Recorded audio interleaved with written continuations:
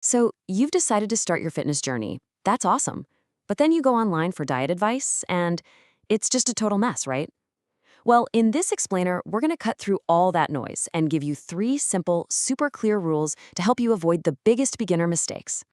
I mean, if you're new to this whole fitness thing, you have definitely felt this. The internet is just screaming at you from all directions. Eat this, don't eat that. You got to train like a pro from day one. It's just completely overwhelming. But hey, don't worry, that's why we're here. We're going to clear all that up. Okay, so here's the fundamental problem, the real secret they don't tell you. Most of that advice you see online, it isn't actually for you. Nope, it's for advanced athletes, guys who've been doing this for years. And for a beginner, trying to follow that is, well, it's just a recipe for failure. So let's break down the 3 biggest diet mistakes you can avoid, and we can start right now. All right, first up, let's talk about the most common trap, the one everyone seems to fall into at the beginning, consuming way, way, way too much protein. Oh yeah, you've seen this everywhere. I know you have. That bro science advice that tells you to eat like 1.5 to 2 grams of protein per pound of your body weight. But here's the secret. That's an advanced strategy. It's for people who already have a ton of muscle to maintain and grow. If you're just starting out, it's not just overkill, it's actually counterproductive. So, okay, what's the actual problem here? Why is it a bad thing? Well, think about it like this. Protein's main job is to repair the muscle you break down during a workout. But as a beginner, you just don't have that much muscle to break down yet. So all that extra protein you're chugging down, it literally has no job to do. And you know what happens with all that unemployed protein? It starts causing problems. As you can see right here, it can lead to indigestion and bloating.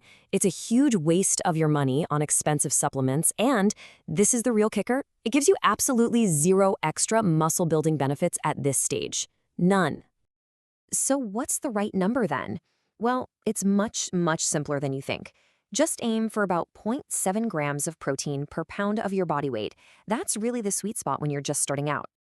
And just to put that into perspective, okay, if you're a 110-pound person, you're only aiming for around 70 or 80 grams of protein, not 200. That's a huge difference from what those online gurus are pushing. And you know what the best part is? You can easily hit that number just by adding a little more egg, paneer, or whatever protein you like to your regular diet. No crazy expensive supplements needed at all.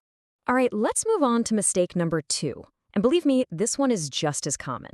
It's the completely misguided war on carbs. Okay, let's be absolutely crystal clear on this one. Carbs are not the enemy. In fact, they are your body's #1 source of energy. They're essential. They fuel your brain, your basic body functions, and especially those high-intensity workouts you need to be doing to get stronger.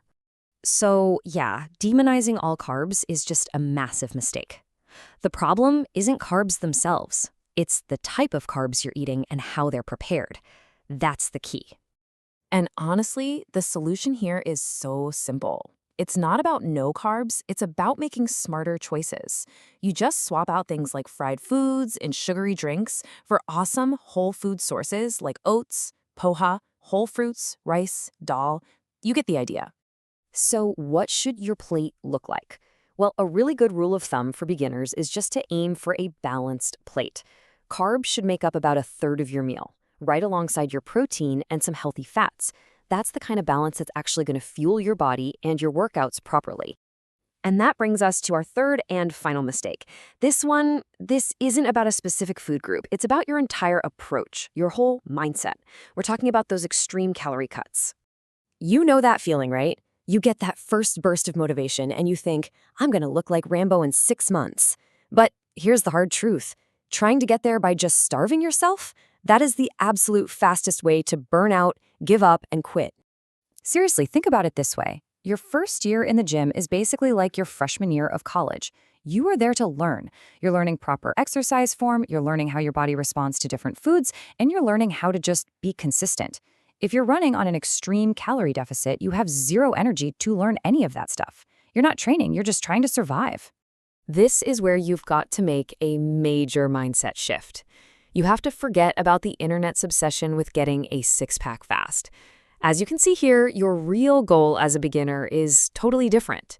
It's about building foundational strength, fueling your workouts, and focusing on performance, not just how you look.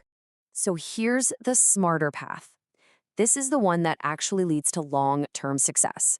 Number 1, just focus on getting stronger in the gym. 2, eat enough to actually fuel that hard training. You might even need a small surplus. 3, learn how your body responds to everything. And then way down the road, once you have that experience and that foundation, then you can worry about cutting calories. So let's tie this all together. After you avoid those 3 huge mistakes, what does your real beginner goal actually look like? What's the philosophy here? Well, it really comes down to this. This is your new philosophy. Start with a moderate amount of protein. Remember, around 0.7 grams per pound. Embrace good carbs for energy. Prioritize getting strong and building muscle over just losing fat. And maybe most important of all, be patient and listen to your body. That is the sustainable path forward.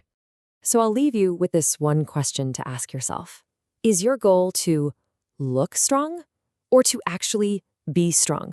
Because if you focus all your energy on the second one, on just being strong, I promise you, the first one will take care of itself.